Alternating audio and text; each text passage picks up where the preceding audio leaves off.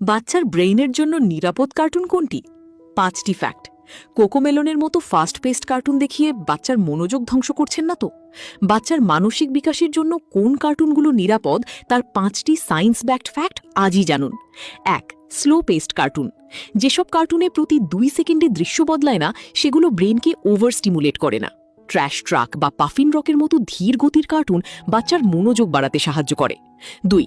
শান্ত রং বা লো স্টিমুলেশন। উজ্জ্বল বা নিয়ন রঙের বদলে লিটল বিয়ারের মতো শান্ত প্যাস্টেল রঙের কার্টুন দেখান। এটি বাচ্চার সেন্সারি ওভারলোড কমায় এবং জেদ নিয়ন্ত্রণে রাখে। 3.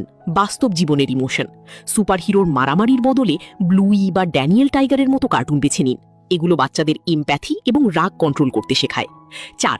ফাস্ট পেস্ট কার্টুন এড়ানো। অতিরিক্ত শব্দ ও দ্রুত ফ্রেম চেঞ্জ হওয়া কার্টুন বাচ্চাকে মারাত্মক আসক্ত করে ফেলে।